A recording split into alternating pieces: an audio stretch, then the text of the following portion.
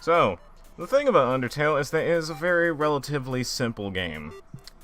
You are a child that has fallen down into this underground world of monsters, and you basically just gotta find your way home. How you do that is entirely up to you.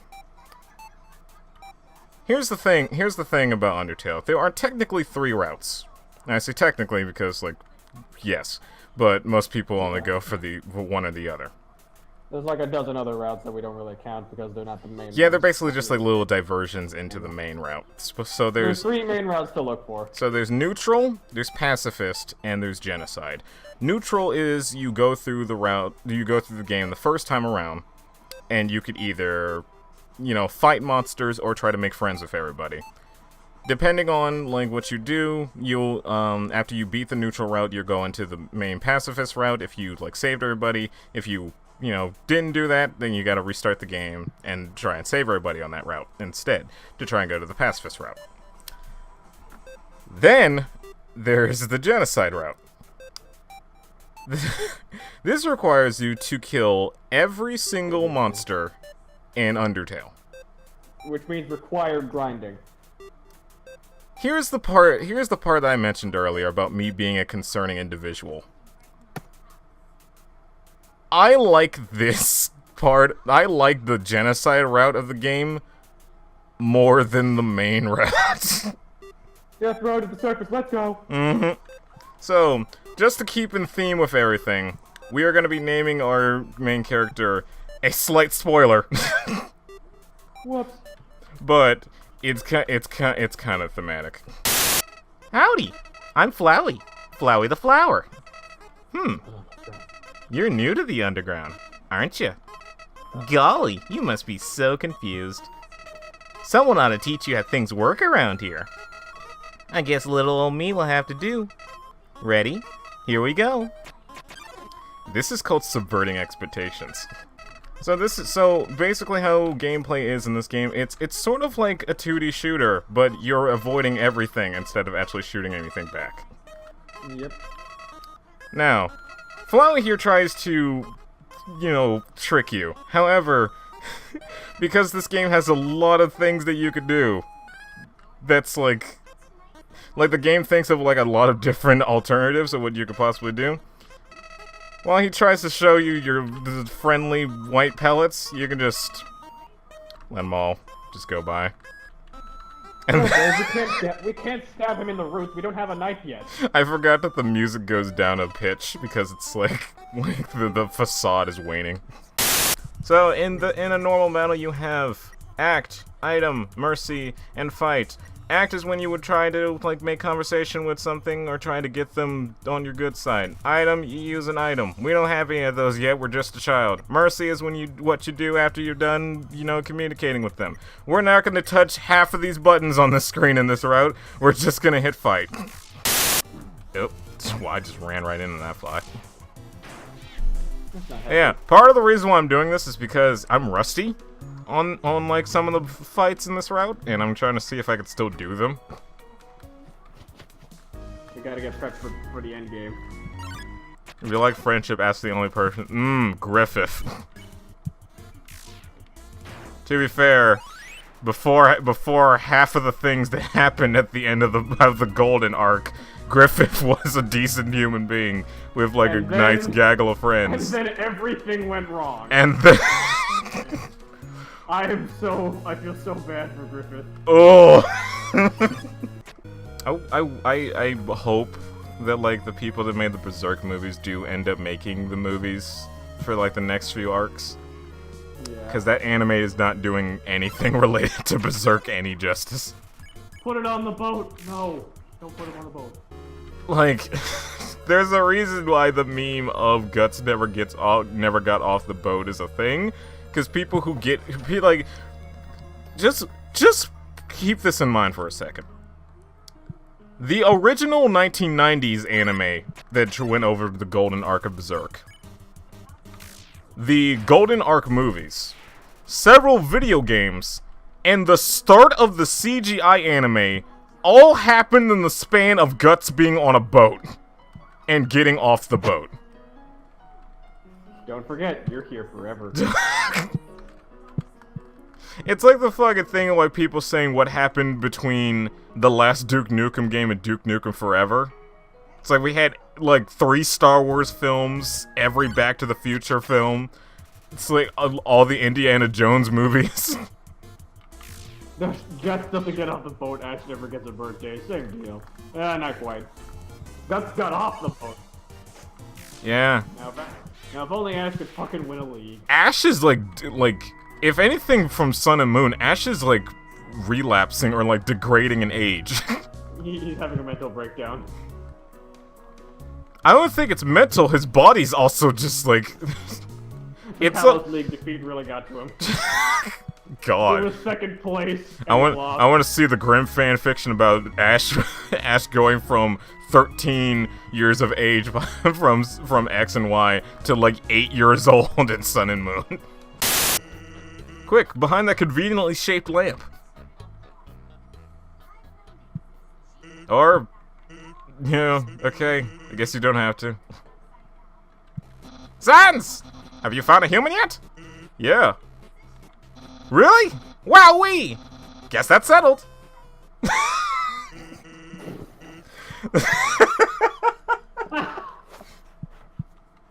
I forgot about this. This fucking game's amazing. You can tell because it's written in comic papyrus. Wait. Oh boy. Okay. Hold on. We need to do this. Even though we're gonna end up killing this thing, we need to do this. Yes. Also, this is where we get different colored attacks. If it's blue, then you gotta stay still. If it's orange, you have to move through it. Yeah, if it's orange, then you gotta move through it. Critical pet! Dog excitement increased. Also, we've gotten to the point now where you don't even have attacks. You have to jump up to pet the dog. You don't even pet it, it gets more excited. There is no way to stop this man. Oh, goodness. Lesser Dog enters the realm of the clouds. You call the dog, but it is too late. It cannot hear you. You can reach Lesser Dog again. You pet Lesser Dog. Continues to. You pet Lesser Dog. There's the head. There it is. I wanna get to the big one. Also, like, notice its tail just like. Yeah, I was gonna say that tail's fucking vibrating. Like it's reached Mach 2. See? What the? This is a game where you can murder everything and pet a dog It's possible that you may have a problem. Lesser Dog is unpettable, but appreciates the attempt. Perhaps mankind was not meant to pet this much. It continues. Hello there. It continues. Lester Dog is questioning your choices. Now you might be going, Yuri, why the fuck are we spending 4 minutes petting a dog? to which I respond, I don't think you understand what kind of human being I am. We're still going after all. Even in the face of being grim, dark, and edgy, I still take the opportunity to do something silly. Lester Dog is beyond your reach. Like, there's a part of me that's like, well, we've gone this far, we should keep going, but at the same time, like, Genocide route takes a while. Yeah. Alright, Lesser Dog, thank you for this experience. Now, unfortunately... The line I was trying to go for is that Lesser Dog is going where no dog has gone before. Let me ask a simple question. Who here has ever owned something from Mattel? Has anyone here ever owned anything from Mattel? I could not tell you if I have. It could be like the whole things with like Hungry Hungry Hippos and all that sort of thing, but I'm mainly talking about like Barbie or like Ken figures. Mattel. M-A-T-T-E-L. I think so. Okay. That was more my family owning it instead of me owning it personally. Okay.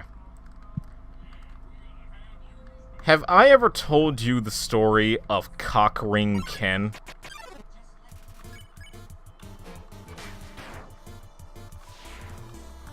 I think you have, actually. I have. Wait. No, you haven't told me this story. Okay. Yeah, no, we're gonna put a hard pause on the stream right now. Oh boy. We're gonna go to intermission screen. Hopefully Twitch won't like kill me with these gifs. And I'm gonna tell you all the story of Cockring Ken. Cockring Ken, otherwise known by its actual official title as Earring Magic Ken, was introduced in 1992. It was then shortly discontinued about 3 weeks afterwards. Mattel had done a survey that discovered that girls didn't believe that the Ken doll that they were selling were cool enough. So, someone had the bright idea to research coolness by sending people to raves. However, around the 90s, most of the time raves were hosted and attended by gay men. Yep. So, like, you know, homosexuals, bisexuals, the works. They went to raves, took notes on what the fashions were, and landed on the outfit that ended up, like, being the case. And, hold on, I'm gonna try and put the image up on intermission, on the intermission screen. This is Magical Earring Ken. Or Cockring Ken. That's well enough on its own. We're not actually bloody kidding you. That's well enough on its own. But here's the biggest part about this. Actually, there's two big parts about it, but like, Magic Earring Ken was supposed to be sent off as him having these magic earring clip-on charms that were supposed to match well with another Barbie that was going to be made around the same time. Ken never, like, was in the stores long enough for Mattel to even do that. So there was no matching Barbie to go along with Magic Earring Ken. Magic Earring Ken was on shelves for 6 weeks. In that amount of time, Magic Earring Ken became the best-selling Barbie doll Mattel has ever sold in history. So, probably the most amusing mental image to me is Mattel fucking going to their board, trying to find out, you know, how their stock has been going, anything of that accord. And then being haunted by the fact that they accidentally at some point made a gay-as-hell doll and it sold more than anything they've ever produced. So that is the story of Magical Earring Ken, otherwise known as Cockring Ken. Back to Undertale. Back to the game. Clank, clink, clink, clink, clink. God, it's like we're playing Dark Souls or something. The difference is it doesn't die every 5 seconds from bullshit. Yeah, Dark Souls 1's not that good. No, it's not. I want to play 3 in Bloodborne. Because, you know... I keep hearing things about Bloodborne 3, but I don't know how to feel about it. See, Bloodborne is, like, the extent of what Dark Souls 2 was trying to do. By saying, hey people, fucking put the shield away! Basically. I love that detail about Dark Souls 2 as well, because it's like, the only class that starts with a shield gives you a broken sword. So it's like, it's subtly telling you, maybe you should cater, with this like new improved battle system, maybe hanker more towards like actually battling and dodging, instead of just hiding behind a shield and using up your precious stamina. But yeah, Dark Souls 2 is great. Everyone please go everyone please go play Dark Souls 2. 101 again. You're gonna have to try a little harder than that. Oh no, that's not plot armor that's being activated. That's defense. That's the defense mechanism. It's determination. Yep. Oh god, I gotta remember this now. Yeah, this is gonna be tough. Say that and I do the first one without any problems. But it's the ones that like flip over that I need to remember. Also, this music's amazing. I don't remember the EX sound effect. Look up, oh god, Battle of a True Hero. That's what it's called, right. God damn it, fuck. Shit damn. Okay. That's a bad one. The wind is howling. I'm sorry if I'm being quiet, but this music's just really good. It is. I want to give people a chance to listen to this without us blabbing over it. Also, yes, Undyne the Undying left eye does not exist. It's just a laser beam. It's just spears coming out of it. That would suck if you're instead of an eyeball, you just had a spear in you. That's kind of fucked. Okay, I forgot that it actually ends like quickly. Yeah, this God, I should have brought stuff that heals more. You would have gotten the glam burger. I can't get the glam burger yet. We're not there yet. That's Twitter talk. So, yes, let me just like input the moon jump code. that like every single N64 game had.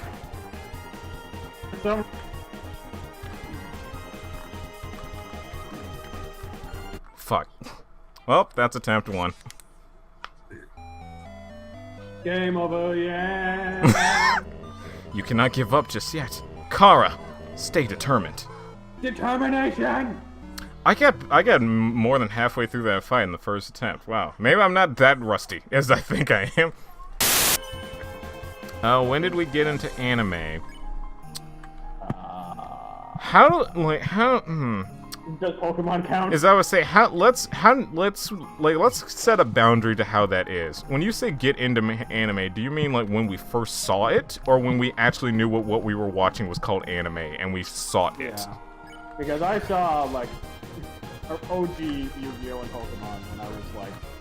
Because like as a kid, like I just watched everything on TV, so I ended up seeing like Toonami stuff with like Bobobo, Yu Yu Hakusho, Dragon Ball, Pokemon, Yu-Gi-Oh, Sonic X, Oh god. Shaman King, Blade, you know, just all the marketing animes. Oh yeah, I also forgot about like even though I wasn't supposed to watch it because you know I was like 13 to like 11 at the time, I still like watched Adult Swim, and I really loved Inuyasha. That in my opinion, that and Yu Yu Hakusho are examples of 90s animes that have aged well. There's a lot of like 80s and 90s anime that I'm just like, ooh, that's rough. Like I remember seeing, like after a huge gap between like when I first saw it and when I last saw it, and I was like, wow, you still really hold up. You look good, you still sound good, you're still presented well. This is good. Guess it would be when you knew it was anime. High school. Middle school. High school for me, because it was just like one day I was just like in the library and a bunch of my friends were like crowding around a computer and they were watching an anime and they were like telling me about it and then like told me what even was. And then like they basically gave me anime homework. Yeah. Where they said, okay, I want you to go home. You're gonna watch 3 things. You're gonna watch a recent. This is a recent anime. It's called Needless. You're gonna watch that. Then you're gonna watch Full Metal Alchemist, and then I actually forget what the third one was. Now that I think about it, they asked me like the third one they said was One Piece. Which version? There's multiple versions. Well, you know what I mean. English or Japanese. Oh, like English. Yeah, like the only anime they recommended, which wasn't English, was like, what do you know? The anime that was currently airing, and that's Needless. Which that's a standard anime. That doesn't really do anything like spectacular. They told you to watch at least one entire week. Okay, so Oni, here's something about me, and this is gonna be really concerning when you find this out about me, considering how I am now. It was not until April of last year that I actually got into, I actually just like stopped being a prude and actually acknowledged the fact that I'm a big perverted weirdo. Let that paint a picture for you. You're fucking dead to me. Let me paint that a picture for you. I was 19 when I first figured out what masturbation was. I know for a lot of people that's concerning. In fact, I've told that to several people and they found that concerning. So, like, I would not be surprised. And yes, you heard me correct. Last year was the first time I learned what masturbation was and how to do it. And even then, it took me about a month or two to actually do it right. Is that even possible, what Martin Sex said? Sex ed in my school did not teach you really anything. And that's the problem I have with schools nowadays. Yeah. Where do you live? Maryland.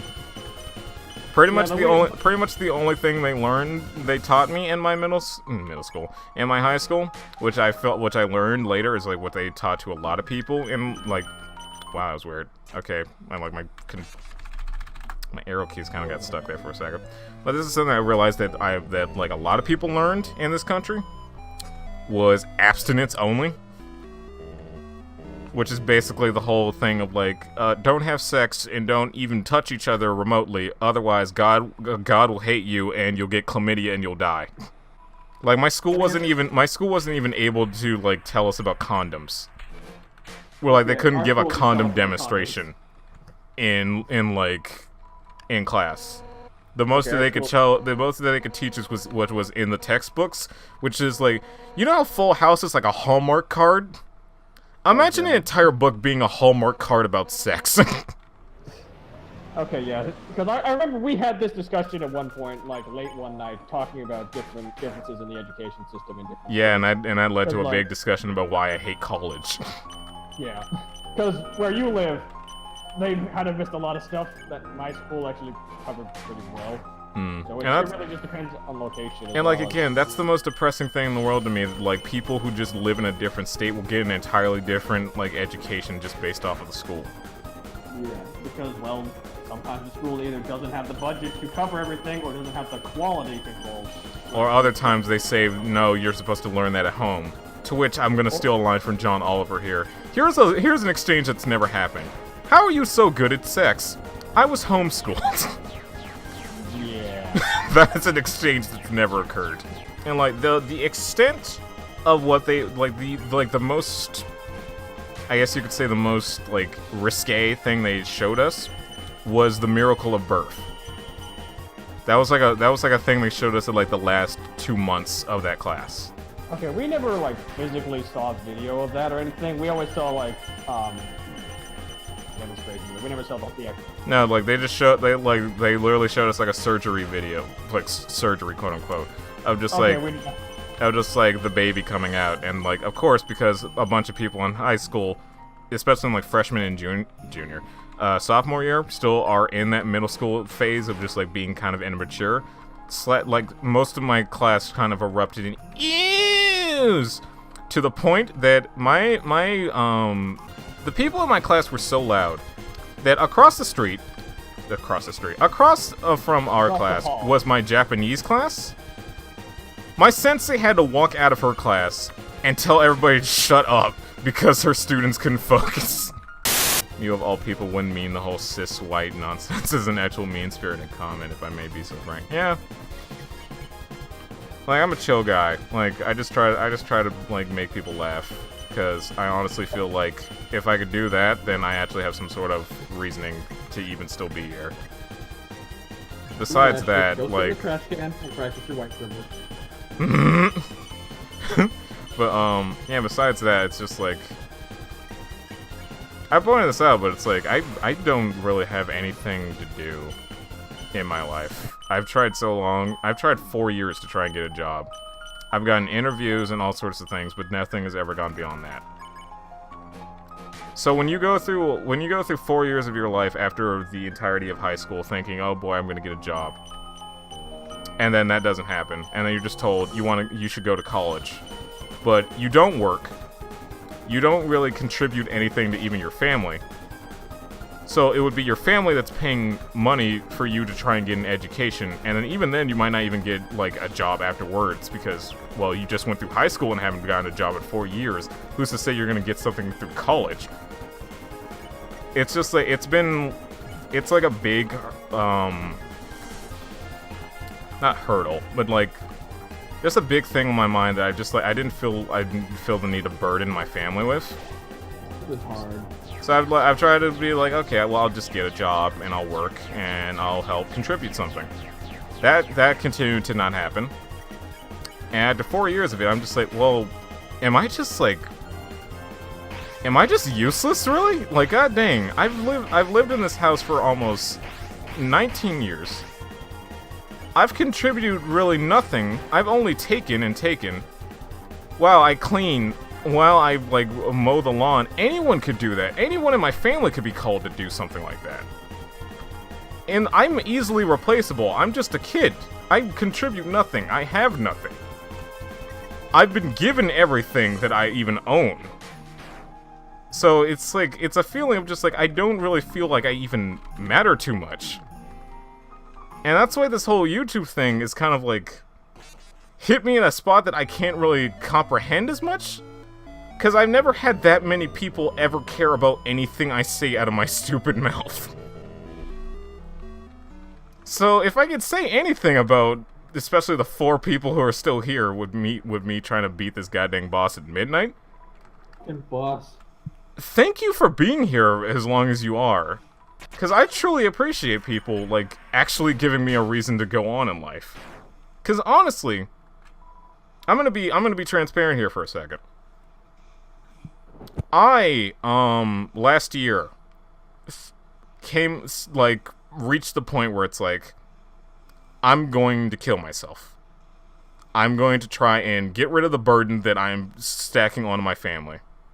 I'm going to just stop being I'm just going to stop sucking resources out of my hardworking family and just being just this person that's up here in the middle of the night screaming at video games and like waking my parents up when they should be going off to work and stuff during the weekdays.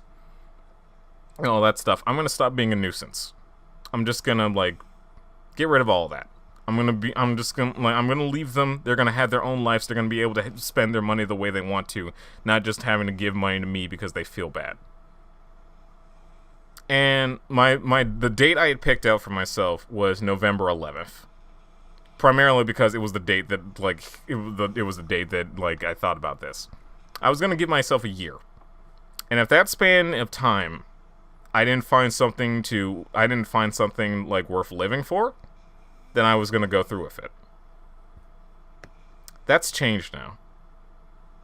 And I honestly, like, I can't express enough how much, like, all the kind words that you guys have said all throughout the, like, the months. When I say months, it's really just been 2 at this point, but, like, everything that you guys have said, like, either through YouTube videos, through, like, the Discord group, and especially Kyle, you, and everybody else at the Chaotic Crusaders, just for being, like, genuinely nice people, being patient with me, just being friends. I can't express how much that means to me, you guys being patient for me through all this, like, stupid nonsense.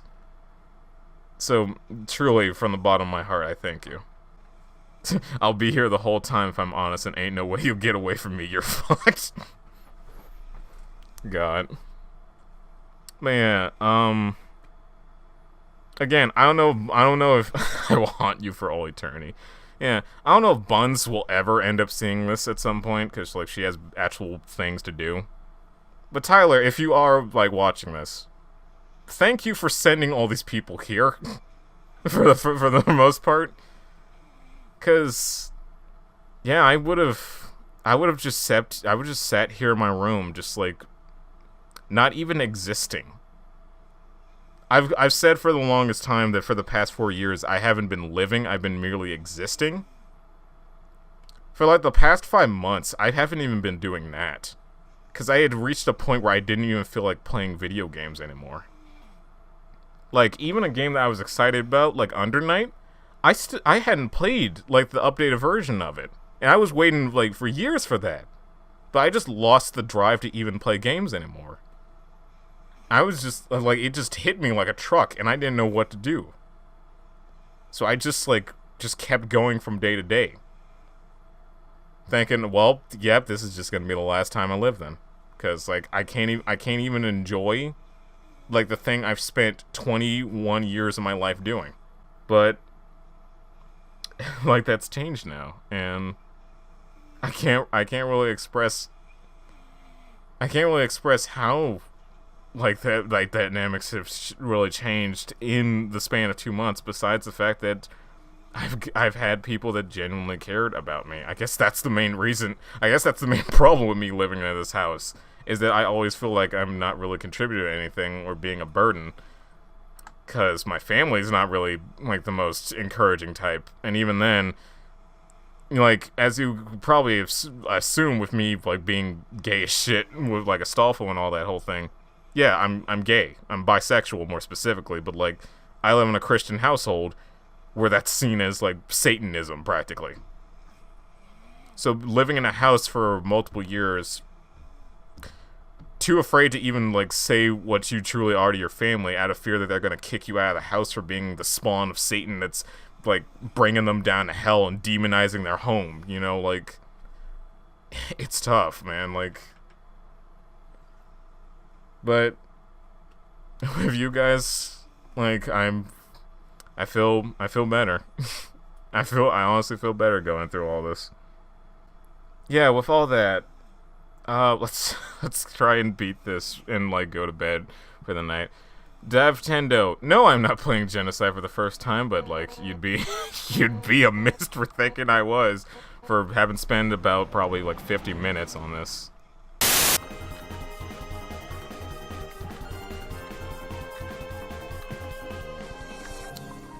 So I'm pretty sure, as a lot of people have are noticing, I apparently just only needed the notebook. Or, like, the glasses, I'm sorry. Apparently.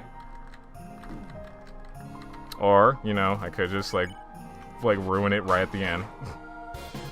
No. That could also happen. That would be less fun. This was not according to Keikaku. God dang it, if I keep flubbing up things like that, it's not gonna be good. This is reminding me of when I was stuck in Fire Emblem Echoes. There we go. Fucking sniper fort. Yeah, that was literally about like an hour and 30 minutes stuck on Undyne. Yeah. So even that power, it wasn't enough. You are not the heroine. If you think I'm gonna give up hope, you're wrong. 'Cause I've got my friends behind me. Alphys told me that she would watch me fight you. And if anything went wrong, she would evacuate everyone.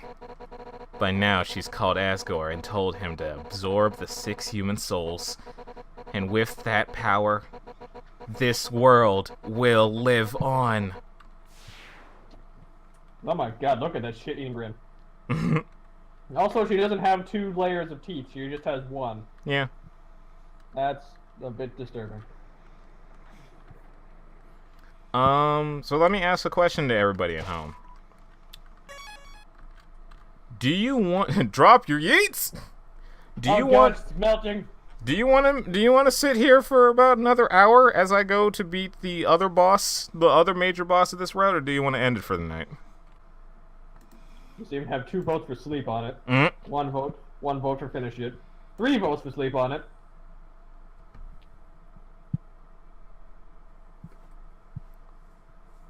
I guess I'd sleep on it then. Well, in that case. But yeah, I'll see you guys next week. Unless, again, I decide to stream on the weekday, but you guys will hear about that via the Discord group or Twitter. With all that said, thank you guys so much for watching. Be safe out there. See you next time. Why?